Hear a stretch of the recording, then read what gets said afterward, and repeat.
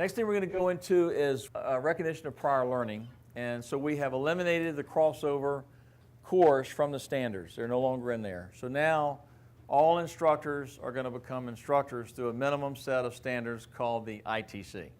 All right? So that's the new ruling, or that's the direction that we move in from the release of the standards forward, or for now that you've been to the workshop and will have a better understanding of this day forward for yourself.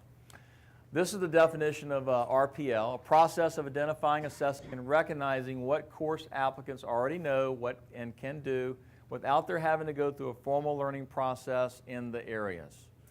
Basically giving them credit. You know, if they've been teaching for 5, 10, 15, 20 years, done 2,000 certifications under their belt, we can give some credit there where credit is due. It's applicable and legitimate for all NAUI leadership and instructor level courses. So dive master, assistant instructor, skin diving instructor, and instructor is where this is going to be used. A formal process that results in a portfolio of evidence compiled by the candidate, reviewed and accepted by the instructor, which becomes part of the candidate's training record. Okay, so there's going to be a two-part system here, them and you getting together, deciding on what they can do, what they can't do, and what needs to be done to make them a NAUI instructor. The evaluator can be an instructor, an instructor trainer, course director who is tasked with considering evidence for RPL. In other words, you don't have to. It's totally up to you. It's not a mandate from the association.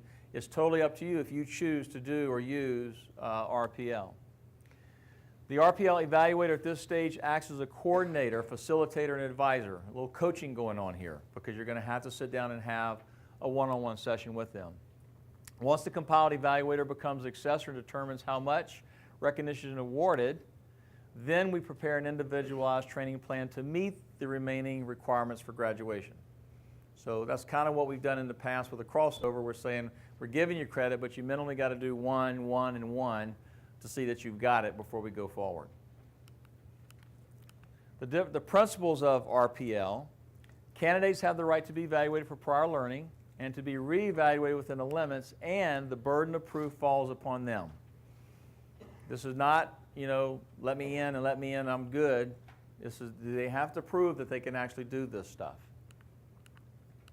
The practice of RPL: candidates request credit for existing knowledge and skills. Now, to be honest with you, I don't think a candidate's going to come up to you and say, hey, can I get out of the course by proving I can do this? I don't believe that's going to happen. I think the professional thing to do is, if we know the person that's our candidate coming into the course, which one it is, and we know they got a teaching background, or they've been teaching for a long time, or they've got a swimming background, or whatever that background may be, maybe at that point we sit down with them and have the conversation and find out how good they are, what we can use towards certification or graduation, and what needs to be really done. So again, giving them respect for their professional knowledge of the past. It is contingent on identifying their knowledge and skills, so you do have to still do something.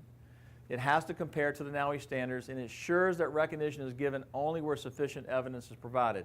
So there's going to be an evidence collection session going on here. It's not just word of mouth saying, oh, I know you, Jim, you can do this, you're in. It's not that at all.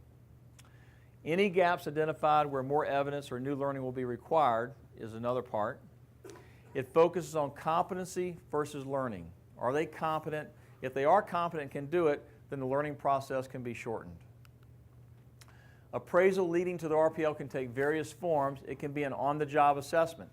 If I go into another agency store in a crossover scenario and I've actually seen this instructor teach classroom, see him in the pool, then it could be said that they've got their act together. All I need to do is adjust to the NAUI way of evaluating and move forward. If I've been on a boat as a competitor to this instructor candidate, and I've actually watched them on the boat do dives, do briefings and debriefings with open water students of their agency and been there and seen all that, then I can give credit there because I've actually witnessed and seen it. The next part we just need to document. So on-the-job assessment works. Questioning, okay, it has to be recorded and it has to be included as a portfolio of evidence. And that portfolio of evidence is going to be in the blue folder file is where that's going to become. That's where it actually goes and that's where it actually lives.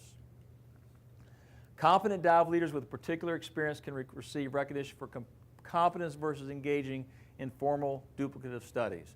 If I'm a school teacher and I do the laws of learning and I'm writing lesson plans and I'm actually teaching live every day, do I need to really go through that again? No. But if I can prove that I can do it, I can move forward. And I will say this at this point, not all teachers can teach. They may have a teaching certificate, they may be a teacher, doesn't mean they can teach. Been there and did that one already. All right, that one gets kind of testy and ugly on you real quick. Experienced diving leaders or instructors who are good at their jobs can also accelerate training and certification.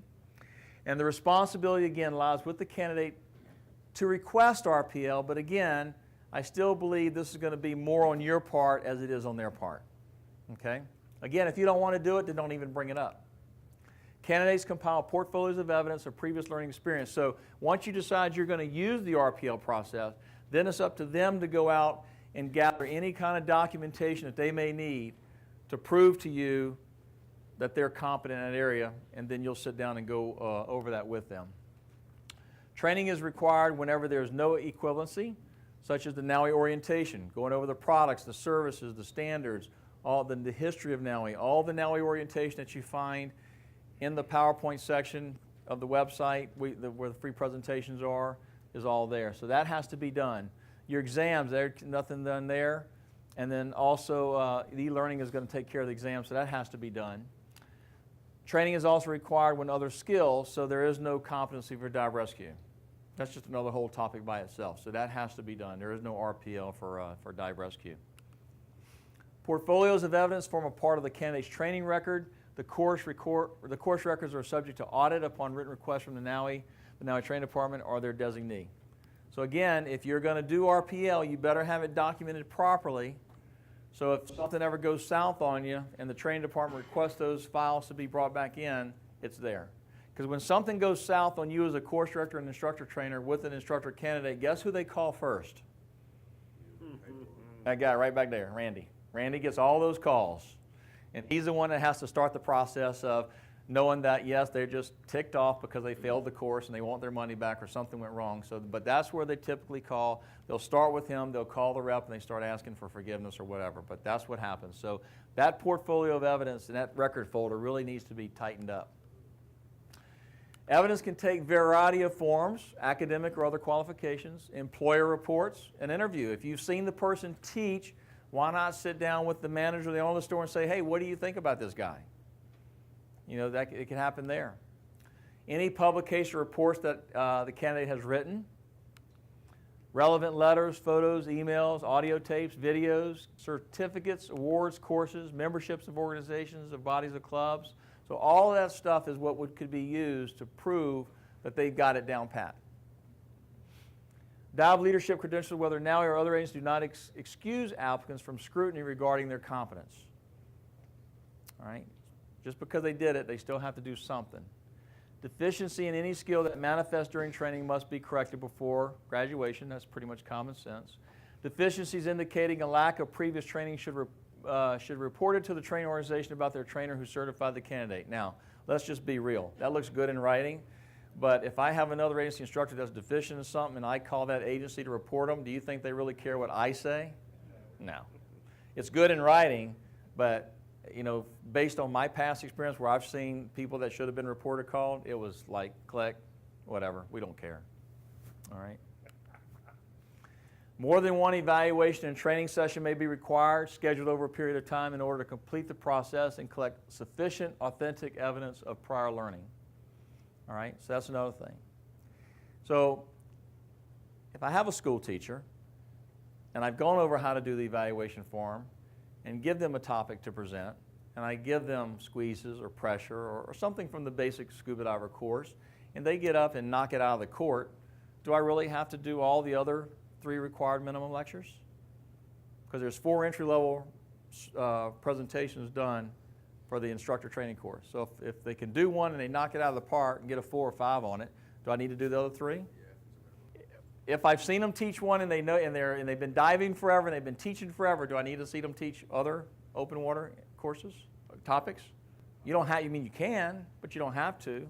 What I would do, it's discretionary. What I would do is get off of open water and put them right into master level, and give them master physics, give them the gas laws, give them physiology, give them decompression theory, put them in the leadership instructor guide and textbook and give them leadership materials. Give them Bloom's taxonomy, give them teaching theory, give them the good stuff and see how they do it, stuff that's just not right off the top of their head that they've been doing for years. Then you find out how good they are. And that's what I would recommend you do. Spend more time there. They've got the entry-level stuff down. Just because they can teach entry-level doesn't mean they can teach upper-level. They could do it if they study, but why not go ahead and put them on the spot with you there live and do it then? Anyway, so that's that. It may be more time-consuming and require more effort than the candidate just to attend the course. If this gets to be too big of a process, just say, you know what, we're just going to do the course, right? Because the minimum for an ITC is 4 entry-level, 1 advanced master specialty level topic, and 1 leadership level topic, right? There's 3 confined water teaching sessions with briefings and debriefings. There's 1 confined water briefing and debriefing only. There's 1 open water briefing and debriefing only, and there's 3 days of open water training. That's your minimum ITC standards. So that's the minimum. So if they've got the minimums down and you can RPL them through some of the minimums, then why not go spend time on stuff that they really need work on? Why not spend time on stuff that the association is weak on, and we're weak on continuing education? That's where we need to be spending our time on. Nitrox, master, rescue, leadership. Spend time there. Make sure they're comfortable to stand up and can teach that stuff. Evidence collected must establish that all criteria have been met and the performance that required by NAUI standard has been repeatedly demonstrated. So, yes, they can check the box, they've done it, but again, repetition of demonstration level is a good thing. The people that I work with in my territory, the ITs that I've trained and course directors I've trained, I've always said, your instructor folder file, your blue folder file should be pretty thick with evaluations by the time that course is over. You know, the question could be raised, if it's brand new, crisp, and 6 little or 8 little pieces of paper in there, and that kind of leads to a question mark. So document, document, document. Once the RPL process has been completed and the candidate is enrolled in the designated course, only the requirements that remain must be performed, evaluated, and passed. Checklist in the candidate record folder, identifying requirements for which RPL can be accepted, and those requiring performance and evaluated are available to you. The e-learning process records also can be used for RPL using the comments area. All right? RPL should result in an abbreviated and accelerated training program, and the same outcome is expected, RPL or no RPL. Would I allow this person to teach my loved one how to dive? Would I allow this dive master to dive or guide with my loved one? Right? That's the same outcome. The graduate meets the same requirements and consistently perform as well as one who completed a formal comprehensive course is the result. Presently, the formal RPL process described here is approved for only NAUI leadership and instructor level courses, so you can't use this for non-leadership courses, only those 4 courses. You will see all the skills for your leadership, skin diving instructor, AI, and dive master, and then where these checks are, or these X's are, that is stuff that cannot be RPL'd. Everything else on these lists, you can use RPL if you choose. But where the X marks are, you cannot use RPL. Those have to physically be done. And then on the instructor side, same thing. Here's all the minimum stuff for the become an instructor. And then here are the X's, scuba diver rescue, NAUI orientation, teaching NAUI, methods of instruction, business of diving instruction, NAUI ITC in general, all the general requirements, and the pre-qualification and final exams have to be done. That's your minimum. So all this stuff that we covered, all this writing here is what we just covered, is actually in a supplement sheet inside the blue folder file, or it actually is now printed inside the blue folder file. So you just need to know that. On your e-learning, when the student opens up the e-learning course, and when you go to look at the e-learning, there's a place that says Manage Diver Skill Checklist. And if you click that, the checklist of all the skills for that course, whichever course it is, will come up. The student has the ability to go in and make marks and comments about those skills and parts of the course. When you go in as an instructor to look at it, you have the ability, if you don't like the comment, because we're not using this to do something against you, but if you don't like the comment, you can erase it, and once you save it, it locks them from making any additional comments on it. So again, this is the online version of keeping your student skills checklist for instructor, leadership, and all non-leadership courses, because this checklist is from scuba diver forward. I had the pleasure of working with Jeff and Alan and George back there at Special Forces down in Key West, however many years ago that was, and those guys coming out of there are absolutely phenomenal, and they're good instructors, but they're trained in that military style, you know, where you have to be there. You know, they're paying to be there for true, but it's a different type of customer. And I think if you bring someone from law enforcement and military in, you really need to make them tone down. And forget scuba, they got scuba, just make them teach snorkeling. Make them teach very simple concepts to the 5th grade level, like a child, and see how that goes with them, because that's a major adjustment coming from where they're coming from. And then if they can handle that, you know they can handle the upper stuff. But that's just something that really came out in law enforcement, because, I mean, in Louisville, the guys came up in their post-course review and said, wow, we never considered the consumer side of this, the recreational side of this, because all their skills is done for law enforcement. When they teach people how to scuba, it's because of the way they do it in law enforcement or firefighting or military. They never considered, the thought didn't occur to them for some reason, because they didn't think they'd go into the consumer side, the consumer version of it. So that's another thing to keep in the back of your mind. All right, so now we're going to do a little participation, a little workshop here. So what you're going to do is get a partner, and you're going to play 2 roles. Each person's going to have to play a role. One's going to be a candidate, and one's going to be an IT or a course director. And when you play candidate, you're going to the course director IT trying to say how good you are. And you're trying to get out of whatever you feel you want to get out of based on RPL. And then as the course director IT, you got to look at this list and decide, based on your current teaching, on what you believe, what you do today as an active course director IT, would you accept that or not? All right, hey, I'm Devin. Devin, Michelle. Michelle, welcome to NAUI Leadership. You're interested in becoming an instructor, right? Yes, I am. All right, well, tell me a little bit about yourself. Well, I've been scuba diving, I don't know, for about 10, 15 years now, I guess. And I've been an assistant instructor. I started with the NAUI program. And I think it's time for me to start teaching other people and showing them what kind of fun we have underwater. So. Okay, great. The NAUI program, that's interesting. That's pretty good training. However, it's probably been a while. It has? How long? Oh, the NAUI went out, I think, in the early 90s. Okay, well, Late 80s, early 90s. we do a real exciting program here. It's called an RPL, where we recognize the actual performance that you've done before. That way you don't have to repeat things, and we can actually get a little bit in depth with where you need to be developed. So please, tell me about your diving. It's been all over the world. I've taken just a variety of different classes. And my most recent thing, since you're talking about the RPL, I wanted to show you this that I did a couple of months ago. I became a skin diving instructor. Oh, cool. So cool. There's some proof, I guess, that I've actually done something beyond what I started out to do. Well, do you have any log books or anything like that, or videos? I do. I have all of the above, and I can definitely All right. Well, it bring those. sounds like you're a very strong candidate.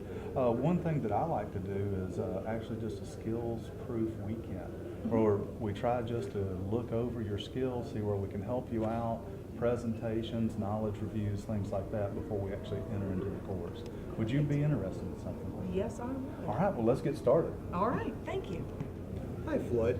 Hey, listen, thanks for coming in today. And the reason we're here is before we start your class, we may be able to work with some of your past experiences so that, you know, we can get through the class faster. And you said you had a lot of experience. So I'm glad that you said that. So let's go through what you have and let's see what we can get you out of. Well, you know, that's one of the reasons why I came here to meet with you, because, you know, I've been on the dive team for 15 years. I've been teaching classes, you know, at the dive shop for almost as same many as years, and even though I'm a dive master at the shop, I teach the classes. So, you know. You teach both in water and. Oh yeah, I go up to the beach. I do all the in-water teaching. You know, the instructor's never around, so I do all the teaching. So I've got a lot of experience in teaching, and that's why I wanted to get my NAUI instructor certification, so I could Good deal. kind of leave that shop and go on my own. Good deal. So, what do you have that shows that you've been doing all this teaching? You know, you have your lesson plans or anything else? Oh yeah, I'll show you my badges. I've got the certification from the sheriff department. You can see I'm all these. Yeah. I've got that, and I've got that, and I've got this. Let me show you this one here. This is from the sheriff department. I'm with the Coast Guard too. And really, I don't think we should waste a lot of time or me. Well, it's not necessarily a waste, okay? Because with NAUI, we kind of do things a little bit different. We give our instructors a lot of leeway on how they teach.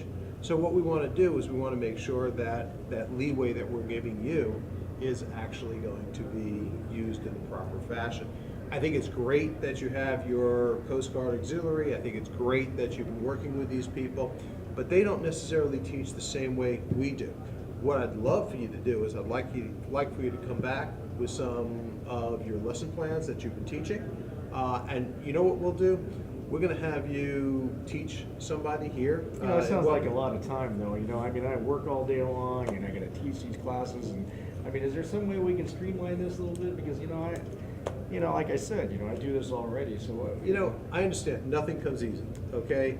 And if you let things go and you start training improperly, not saying that you would, but if you start to train improperly, then what's going to happen is that's just going to, you'll be teaching people improperly, they'll be teaching people improperly, it'll escalate, and we don't want that to happen. So spending a little extra time to make you a better instructor, okay, is going to profit you in the long run. Now, do I have to be first aid certified? Because I got that too. You know what? That's How about fine. O2? I got that too. Well, if you have it and you show me that you have it, not a problem. We'll work with everything that you have. Great. Not a problem Excellent. with that at all. Just what I want. Good deal. Thanks. Good afternoon, I'm Michelle. How are you? Michelle, Bill, the reason I wanted to take some time to talk to you, because we're doing the instructor thing. I went through your blue folder, Great, great. went through all the lists and checked everything, and you know what? I brought documentation like you asked me to do. I've got videotape of me doing literally everything. I went through the thing and I checked everything off. Okay. And to be honest with you, I don't think we have to do any of it. Okay. If you can take the documentation and stuff, I'll take the tests and the stuff that we have to do. I don't even agree with that, with the rescue stuff. But everything else I got documented. And I got it in video. I got a letter from the other guys that I taught with. And I'm just wondering if we can just kind of get through this, get it locked off, and I can get going. Great. Well, let's see what we can do. I do want to let you know that I personally will want to see some things. No, wait a minute. Why? Why do you have to see it? I got it all documented. I got a videotape. You said bring it in. Exactly right. Okay, And I brought who all did that. you teach with before? What was your certifying agency? We were ABC Scuba, Okay. and we did ABC type training agencies. Okay. And you talked to me about this. I brought everything you asked me to bring, and now you're telling me you've got to actually see me do this stuff again? You have the skills and you have the knowledge obvious by what you've brought me, Yep. but I need to make sure that you understand the NAUI part of what I read you the do. book. I did the online thing. I'm good. Then that's all we have to see is that you know the NAUI standards. That's all we have to say. I know the NAUI standards. I passed the test. Great, then you'll have no problem breezing right through Okay, anything. so we don't that have to put really front get in of the you. water to do this stuff. We're gonna do some in-water stuff. Why? Think of it as a Why? refresher. Like, explain to me why I have to get in the water after I documented according to what you said I needed to bring you. I still have to get in the water. Let me ask you this. Did you do the presentations and all of these skills to match the NAUI criteria? Well, it was probably close, but no, not, because it's not, all the stuff I'm doing is not NAUI. Okay, then that's what we're gonna do. You don't have to show me that you have to clear your mask. You don't have to show me that you can teach somebody how to take a regular out and put it back in. You just have to show me that you understand the NAUI system and the criteria that we require. Okay, great. I guess I'll go ahead and do that. I didn't do it to the NAUI criteria, so I guess that stuff I'll have to do. So, that'll be fine. I guess we'll have to do that. Hey Peter, I'm totally impressed with the information you gave me. Your certificates have come out great. Your past performances, your dive logs. very impressive. I mean, Thanks, Floyd. I think things are working out well. What I'd like to do next is really, let's go to the pool, let's do some dives together. Just kind of show me some of the, some things that you've done in the past that worked for you. And we can do some evaluations in the pool and just show me what you can do. That's fine. With the briefings and debriefings and everything else, I've been a high school teacher for 35 years. Do I really need to go through all these presentations? I can show you where I have, been teaching. I've been teaching basically to that form forever. I've shown my lesson plans you have right there. So we can just skip that, right? No. Actually, we could, some of that stuff we can go through. But I'd really like to see you as a person, how you perform in the classroom. These are the things that I might learn something from you. So we get to know each other a little bit better. You get up, teach me something. If you don't mind, I'd like to really see how you can perform. But one of the things is I can actually start teaching diving in the high school if I can get this done. But I need to get this done in like 2 weeks. So I need to get out of as much of this as possible. So this is what we'll do, and it'll be pretty straightforward. We'll do a little in-classroom presentation with me. Then we'll go over to the pool. We'll do we'll get wet, go into the pool, show me some of the techniques that you've taught in the past. So now we have some, pretty specific requirements that we can brush up on, so you can see how you learn from me, I'll learn from you, and it'll be pretty straightforward. All right, we can Does go that from sound there. good? Great. Well, I Sounds look great. forward to working Thank you very with much, Floyd. Thank you very much. Bye. When I first heard about RPL and most people on the board, I was skeptical of it. I was concerned that there was a chance out there that people could rubber stamp. Well, let me tell you, someone's going to be an unethical trainer. They're going to cut standards, cut corners, no matter what kind of standard you set on them. We have to police ourselves. And so as I learned about RPL and came to see what a valuable tool it could be, I came on board with it. And what has been neat to see is the affirmation. Every single one of these workshops, we have not ever had a discussion about someone who was trying to rubber stamp somebody through. It was always, my name is on that card, the loved one concept is applying, and as Jed said, it's got to be verified, drilled down into, and the final product should be exactly the same whether you've gone through RPL or the full course. So to wrap this session up, there's 3 things that you need to remember going forward with RPL. One is document, document, document. Okay, it has to be in writing. Secondarily is, it's a formal process. Okay, it is a sit down, in front, in person meeting with them to make sure all the I's are dotted so you can look them in the eye and have that session and make sure they're trying not to, pull the whammy over your eyes. And more importantly of all that, you've got to be very careful when you do this, because if you bring someone in RPL and you do it on the flim-flam, guess what they're going to do when they leave the course? They're going to go out to other candidates and say, oh man, go see Chad, he just let you skirt through. I didn't do none of that stuff. And they do that. I've seen that happen in the past in our current system, and that comes back to bite you big time. So that's why you got to be very careful in using RPL. It's there for you to use, but it is a serious thing. It's not just a blessing in disguise and go away and we move on. So those are the 3 critical things. RPL is good. You're still going to be doing a lot of training. There's people that are good out there, but there's not a lot that are good. So, it puts your fears at rest. Because as Dave said, and when Jed told me about this the first thing, I'm like, whoa, we're not doing that, really? So I was a true skeptic too. But now that, like what Dave said and what I've actually done, we've already been RPL and all along anyway. We've been trying to RPL. It's just now a formal process.